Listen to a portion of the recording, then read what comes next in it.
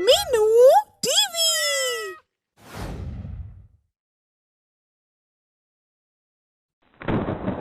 देवताओं और असुरों के मध्य भयंकर संग्राम चल रहा था। वो असुर जिन्हें किसी भी अस्त्र शस्त्र से मारना असंभव था और जिनका संहार करना त्रिदेव के बस में भी नहीं था, प्रहार पर प्रहार किए जा रहे थे। इसलिए समस्त देवता एक स्थान पर इकट्ठा होते हैं। इन असुरों ने तो नाक में दम कर दिया है त्रिदेव। इनका आतंक हम कब तक सहते रहेंगे?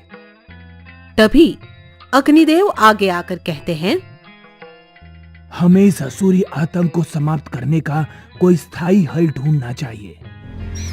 मशिकासुर जैसे असुरों का आतंक चरम पर है। असुरों की सबसे भयंकर दृष्टि तो मुझ पर पड़ती है, क्योंकि असुर हमेशा स्वर्ग को हथियाने के लिए संघर्ष करते रहते हैं। यह सुनकर ब्रह्मा कहते हैं, तुम सत्य कह रहे हो देवराज इंद्र। ब्रह्मदेव, ताड़कासुर, गजासुर, सिंदूरा जैसे शक्तिशाली असुरों को आपके कारण पराजय मिलती आई है, मगर हमेशा उनकी पराजय ही हो ऐसा निश्चित तो नहीं है। उनकी बातें सुनकर सूर्यदेव कहते हैं, हमें देवताओं की सुरक्षा का कोई ना कोई स्थायी समाधान ढूंढना ही होगा। केवल देवताओं की ही नहीं, बल्कि समस्त सृष्टि की रक्षा का उपाय कहिए सूर्यदेव। हमें समस्त सृष्टि की रक्षा करनी होगी। तभी ऋषि अगस्त्य आगे आकर कहते हैं, मेरे विचार से तो देवताओं का भी कोई देवता होना चाहिए, ऐसा सर्वश्रेष्ठ देव जो सब देवताओं का समय पड़ने पर उचित मार्गदर्शन कर सके और जिसकी पूजा से कार्य सिद्ध हो। यह सुनकर त्रिदेव महादेव विष्णु और ब्रह्मा विचार मग्न हो जाते हैं और तभी इंद्रदेव कहते हैं, परंतु ऐसा प्रथम पूजनीय देव कौन हो सकता है? तभी समस्त देवताओं में अपने अपने गुणों का बखान करने की स्पर्धा शुरू हो जाती है। सभी अपने को सर्वश्रेष्ठ साबित करने की कोशिश में लग जाते हैं। ऐसा सर्वश्रेष्ठ देव तो मैं ही हो सकता हूँ, क्योंकि अग्नि के बिना तो कुछ शक्य नहीं है। वो देखो, अग्नि जलते जलते बुझ गई तो लोग कैसे परेशान हो रहे हैं। मैं यमराज ही सबसे श्रेष्ठ हूँ, क्योंकि अगर मैं लोगों को मृत्यु ना दूं, तो सृष्टि का संतुलन ही बिगड़ जाए। लोगों की भीड़ एक दूसरे को काट खाने पर उतर आए। उनकी तरह वायुदेव और सूर्यदेव भी अपनी प्रशंसा के पुल बांधने से पीछे नहीं रहते। मेरी श्रेष्ठता तो हर किसी को स्वीकार करनी पड़ेगी, क्योंकि वायु के बिना तो अग्नि भी संभव नहीं है। जीवन तो सबको मैं ही देता हूँ। अगर मैं ना रहूं तो सब जीवों की दम घुटने से मौत होने लगे। सबसे सर्वश्रेष्ठ तो मैं हूँ मैं। मेरा प्रकाश ना हो तो समस्त सृष्टि अंधकारमय हो जाए, चारों ओर हाहाकार मच जाए। इस तरह सभी देवी देवता अपनी अपनी प्रशंसा करने में लगे होते हैं कि तभी महर्षि अगस्त्य कहते हैं, हे त्रिदेव, इस तरह तो सर्वश्रेष्ठ देवता का चुनाव करना अति कठिन प्रश्न बन जाएगा। इसीलिए बेहतर होगा कि आप ही कोई उचित निर्णय ले। महर्षि अगस्त्य का यह कथन सुनकर त्रिदेव काफी गहनता से सोच विचार करते हैं और फिर एक स्पर्धा कराने का निर्णय लेते हैं। समस्त देवताओं के बीच एक स्पर्धा का आयोजन किया जाएगा। इस स्पर्धा में सम्मिलित हर एक देव को सृष्टि की परिक्रमा करनी होगी। जो सृष्टि की परिक्रमा सबसे पहले पूरी कर पाने में सफल होगा, उसे ही प्रथम या सर्वश्रेष्ठ देव की उपाधि प्राप्त होगी। यह निर्णय सुनकर सभी देवता प्रसन्न हो जाते हैं और किसी को भी किसी से कोई शिकायत नहीं रहेगी। और माता पार्वती कहती है कि हमारे दोनों पुत्र कार्तिकेय और गणेश भी इस स्पर्धा में सम्मिलित होंगे। यह कहकर सभा समाप्त होती है। तत्पश्चात माता पार्वती, महादेव, कार्तिकेय और गजानन कैलाश पर्वत पर प्रस्थान कर जाते हैं। महादेव अपने पुत्र को समझाते हुए कहते हैं, पुत्र गजानन और कार्तिकेय, इस स्पर्धा में प्रथम आओ या ना आओ कोई बात नहीं, पर इस बात का हमेशा स्मरण रखना कि पुत्र के लिए उसके माता पिता ही उसकी पूरी दुनिया होते हैं और उसी तरह माता पिता की दुनिया उसके पुत्र होते हैं।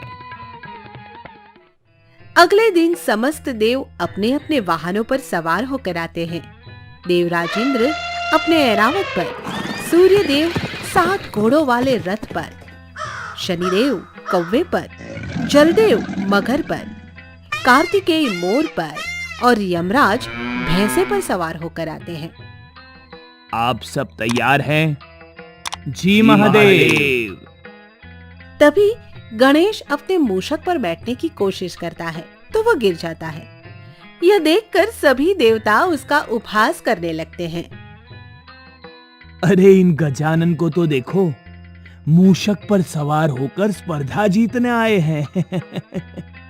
गणेश जी, इस स्पर्धा से दूर ही रहे तो अच्छा है। हंसो मत, धैर्य रखो। मैं मूषक पर सवार होकर भी पूरे ब्रह्मांड की परिक्रमा बड़ी आसानी से कर सकता हूँ देवराज इंद्र। महादेव के कहने पर स्पर्धा का प्रारंभ होता है। सब अपने अपने वाहनों पर सवार होकर सृष्टि का चक्कर लगाने के लिए निकल पड़ते हैं, मगर गणेश का मूषक वहीं डोलता रह जाता है। अब हम क्या करेंगे प्रभु? हम तो सबसे पीछे रह गए।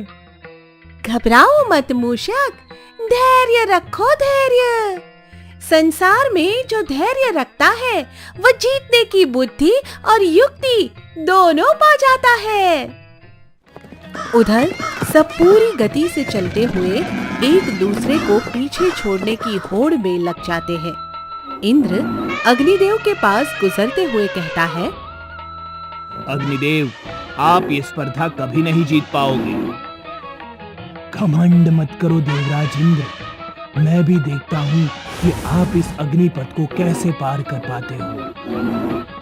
शनिदेव, तुम हमारी बराबरी कभी नहीं कर पाओगे। मुझे हराना इतना भी आसान नहीं है। ये लो, देखो मेरी गदा का कमाल। जलदेव, खुद को संभाल सको तो आगे चले जाना।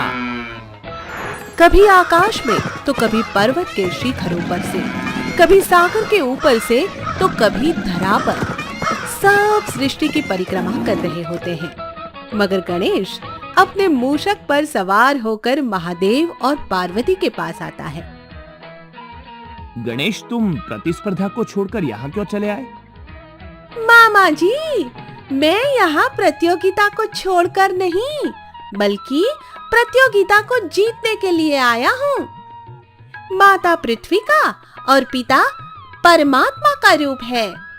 माता पिता के चरणों में समस्त ब्रह्मांड समाया है, इसलिए मैं माता पिता की परिक्रमा कर समस्त ब्रह्मांड की परिक्रमा पूर्ण करूंगा।